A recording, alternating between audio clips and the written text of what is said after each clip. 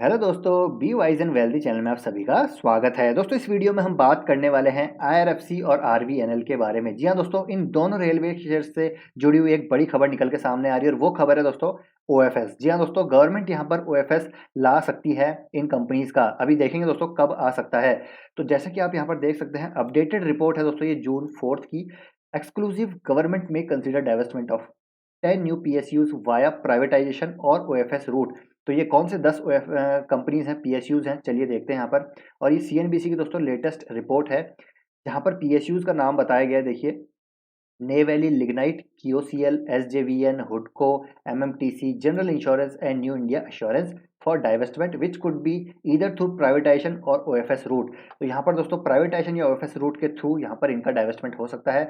और इसमें 3 नाम और जुड़े हैं, वो है दोस्तों IRFC rail Vikas Nigam limited and Mazagon dock ship builder. तो इस वीडियो में पर्टिकुलरली हम यहाँ पर आईआरएफसी और आरवीएनएल की बात करने वाले हैं। तो दोस्तों यहाँ पर देखिए, ओएफएस कब आएगा? FY 22 से 24 के बीच। जी हाँ दोस्तों, यहाँ पर FY 22-24 के बीच ओएफएस हमको कभी भी आता हुआ देखने को मिल सकता है, क्योंकि एज पर सेबी नॉर्म्स 25% की जो पब्लिक शेयर होल्डिंग एटलीस्ट होनी चाहिए। 75% प्रमोटर रख सकते हैं, लेकिन यहाँ पर 25% पब्लिक की शेयर होल्डिंग होनी चाहिए। तो यहाँ पर सेबी नॉर्म को दोस्तों फॉलो करना पड़ेगा। तो यहाँ पर ओएफएस तो डेफिनेटली आएगा ही आएगा आईआरएफसी और रेल विकास निगम लिमिटेड में। अभी टेक्निकल चार्ट पे दोस्तों आपको मैं इनके टारगेट भी बताने वाला हूं, जो कि नियर टर्म में हमको देखने को मिल सकते हैं। और यहाँ पर दोस्तों एक इंपॉर्टेंट इन्फॉर्मेशन आपके साथ शेयर करूंगा आईआरएफसी से जुड़ी हुई, जो आपको जानना जरूरी है एज ए इन्वेस्टर। तो चलिए उस इन्फॉर्मेशन पे चलते हैं डायरेक्ट। तो ये है दोस्तों न्यूज, आपने देख ली।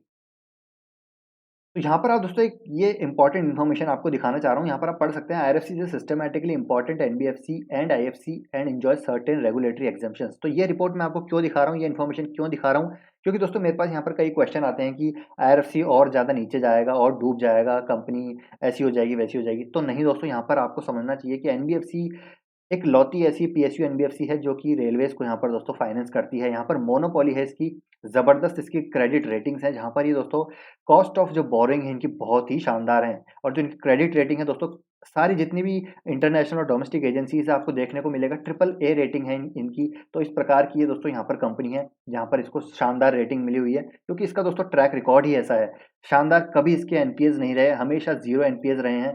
किसी भी एनबीएफसी में अगर जीरो एनपीएस होना दोस्तों, आप समझ लेना आज तक किसी एनबीएफसी में रहे नहीं। पहली बात तो सिर्फ एक आईआरएफसी है ऐसी जिसमें कभी जो है एनपीएस नहीं रहे। तो अब यहाँ पर पढ़िए, देखिए, अब जो कुछ ये जो नॉर्म्स है दोस्तों, कुछ यहाँ पर चीज़ें हैं जिसमें कि आईआरएफसी एग्जेम्प्टेड है। तो यहाँ पर आप देख सकते हैं, IRFC is exempted from RBI asset classification norm. तो ये एसेट क्लासिफिकेशन नॉर्म है दोस्तों आईआरएफसी आरबीआई का, उसमें आईआरएफसी एग्जेम्प्टेड है। ठीक है, प्रोविजनिंग नॉर्म्स है उसमें आईआरएफसी एग्जेम्प्टेड है। ये प्रोविजनिंग नॉर्म सारे आरबीआई के हैं। और यहाँ पर क्योंकि इनका दोस्तों डायरेक्ट एक्सपोजर है ऑन द सॉवरेन एमओआर यानी मिनिस्ट्री ऑफ रेलवेज, इसलिए यहाँ पर जो है एग्जामेशन मिले हुए हैं इनको। एक्सपोजर नॉर्म की बात करें, यहाँ पर भी एग्जेम्प्टेड है। क्रेडिट कॉन्सेंट्रेशन नॉर्म्स की बात करें, यहाँ भी दोस्तों इनको एग्जामेशन मिले हुए हैं। अगर मिनिमम ऑल्टरनेट टैक्स की बात करें, तो यहाँ पर भी देखिए IRFC is outside the scope of section 115 JB of the income tax act 1961 accordingly. यहाँ पर मिनिमम ऑल्टरनेट टैक्स पे करना पड़ता है दोस्तों कई एंटिटीज को। यहाँ पर आईआरएफसी इस जो है आउटसाइड ऑफ द स्कोप है। तो ये एक बहुत बड़ी चीज़ है। अब देखिए जीएसटी, जहाँ पर जीएसटी पे करना पड़ता है, यहाँ पर भी GST council has exempted the service of leasing of assets. तो ये कुछ रोलिंग स्टॉक एसेट्स हैं इंक्लूडिंग वैगन, कोचेस, लोकोज, यहाँ पर भी आप देखेंगे तो इनको एग्जामेशंस मिले हुए हैं। तो ये क्या दर्शाता है? ये दर्शाता है दोस्तों आईआरएफसी कितनी शानदार कंपनी है। तो यहाँ पर दोस्तों जिस प्राइस पे आईआरएफसी है अभी, तो इसके नीचे जाने के चांसेस दोस्तों यहाँ से मैं कहूँगा मिनिमल है, लेकिन ऊपर जाने के जो पोटेंशियल है दोस्तों बहुत ह्यूज है। जी हाँ दोस्तों, बहुत ह्यूज है।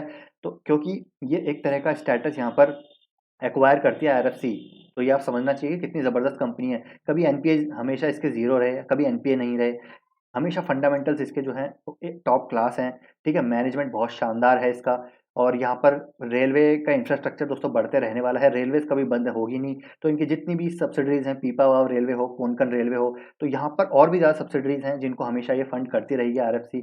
और बड़े बड़े जो प्रोजेक्ट हैं उसमें भी आईआरएफसी फंड करती है। चाहे प्राइवेटाइजेशन भी हुआ तो दोस्तों इनकी जो कॉस्ट ऑफ बोरिंग है इतनी लो है कि वहाँ पर भी ये कॉम्पिटिटिव जो है एज इनको मिलता है। हो सकता है दोस्तों प्राइवेट कंपनीज भी इनसे जो है फाइनेंस करवा लें, तो ये भी एक पॉसिबिलिटी है। ये मैं आपको पहले वीडियोस में बता चुका हूँ, क्योंकि इनकी जो कॉस्ट ऑफ बोरिंग है बहुत ही कम है, तो वहाँ पर इंटरेस्ट रेट दोस्तों ये कम पड़ता है इनको। तो ये सारी चीज़ें जो आपको जानना जरूरी है, और इसलिए दोस्तों आईआरएफसी एक इम्पॉर्टेंट एनबीएफसी है रेलवेज के लिए। और गवर्नमेंट के लिए भी। तो ये चीज़ आपको जानना ज़रूरी है एज ए इन्वेस्टर। चलिए अब टेक्निकल चार्ट पे चलते हैं। तो टेक्निकल चार्ट पे आप देखेंगे दोस्तों, ये जो मार्क लगा हुआ है दोस्तों पहले का लगा हुआ है। मैंने आपके साथ ये डिस्कस किया था, मैंने आपको ये शेयर करीब यहाँ पर रिकमेंड किया था इसको बाय करने के लिए। पहला टारगेट मैंने आपको ये बताया था करीब 23 का जो अचीव हो चुका है, लेकिन अब यहाँ से जो नेक्स्ट टारगेट है वो आएगा दोस्तों 25 का। जी हाँ दोस्तों, 25 का आएगा तो करंट मार्केट प्राइस से आप देखेंगे करीब 6% के रिटर्न हमको यहाँ पर देखने को मिल सकते हैं। और अगर यहाँ पर इस वाले रेजिस्टेंस को भी ब्रेक किया इसने, यहाँ पर आप देख सकते हैं मेजर सपोर्ट है जो आप रेजिस्टेंस की तरह काम करेगा 25 के लेवल पे। तो अगर 25 को ब्रेक करके सस्टेन किया तो ये अपने दोस्तों ऑल टाइम हाई यानी 26 तक भी आपको 26-27 तक भी जाता हुआ देखने को मिलेगा।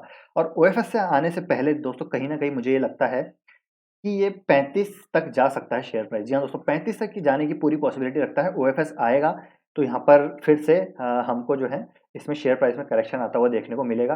फिर से ये नीचे के लेवल पे मिलेगा और फिर से ये ऊपर जाएगा, क्योंकि इसका जो इनहेरेंट पोटेंशियल है दोस्तों कंपनी का वो ऊपर जाने का ही है, नीचे जाने का बहुत कम है। अपनी बुक वैल्यू के ऑलरेडी आसपास चल रहा है। तो अगर आपको बाय करना है दोस्तों आप इस लेवल पे भी बाय कर सकते हैं। 23 के लेवल पे आप बाय कर सकते हैं 25 के टारगेट के लिए। 25 क्रॉस करता है तो 27 के टारगेट आपको नियर टर्म में इसमें देखने को मिल सकते हैं। अब चलिए बात करें आरवीएनएल के चार्ट की। तो आरवीएनएल का चार्ट भी दोस्तों यहाँ पर बेहतरीन मुझे नजर आ रहा है। आप देखिए नीचे वॉल्यूम भी आ रहे हैं इसमें, देखिए धीरे धीरे वॉल्यूम जनरेट हो रहा है और अपने 30 के लेवल को ये क्रॉस कर चुका है। आप देखिए ये पहले सपोर्ट ये बनाया, फिर इसने ये सपोर्ट बनाया, ठीक है, ये सपोर्ट बनाया। तो यहाँ से देखिए आप बेस जो है इसका ऊपर शिफ्ट होता जा रहा है, जो कि एक पॉजिटिव चीज़ है। नीचे वॉल्यूम भी आ रहा है और एक मेजर ये इसका रेजिस्टेंस है ये वाला, इसको दोस्तों ये ब्रेक कर सकता है यहाँ से। और ब्रेक करा तो पहला टारगेट हमको मिलेगा, ये है इसका एक मेजर रेजिस्टेंस 32 या 33 का टारगेट हमको इसमें पहला मिलेगा।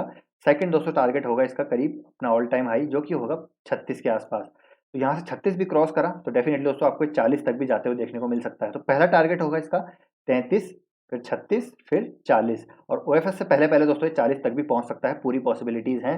जैसे ही लॉकडाउन ओपन होगा, रिस्ट्रिक्शंस हटेंगी, रेलवे वापस चालू होगी दोस्तों, इंफ्रास्ट्रक्चर फिर से चालू होगा, फिर से आपको ये कंपनीज भागती हुई देखने को मिलेंगी। दोनों कंपनीज अच्छी है, बस आपको पेशेंस के साथ होल्ड करना है। अब ऐसा नहीं है दोस्तों यहाँ पर ये तेजी से भागेगी, क्योंकि ग्रोथ इनमें लिमिटेड है। ऐसा नहीं है कि बहुत ज़्यादा ग्रोथ है, तो इसलिए आप देखेंगे तो इनको पीई भी बहुत जो कम मिलता है, क्योंकि पीएसयू कंपनी है। डेफिनेटली इनका डिविडेंड अच्छा है, तो डिविडेंड आपको मिलता रहेगा, साथ ही एक नॉमिनल ग्रोथ भी देखने को मिलती रहेगी। तो ये है दोस्तों छोटा सा एनालिसिस। आई होप ये इस एनालिसिस से आपके लिए कुछ इन्फॉर्मेशन यहाँ पर मैंने प्रोवाइड कराई होगी, हेल्पफुल रहा होगा आपके लिए। अगर दोस्तों आपको थोड़ा सा भी इन्फॉर्मेटिव लगा है तो वीडियो को प्लीज़ लाइक कीजिए, शेयर कीजिए और चैनल को सब्सक्राइब कर लीजिए। आपके लिए ऐसे ही अपडेटेड एंड इन्फॉर्मेटिव कंटेंट मैं यहाँ पर लाता रहता हूँ। मिलते हैं दोस्तों नेक्स्ट वीडियो में। Till then take care, bye bye.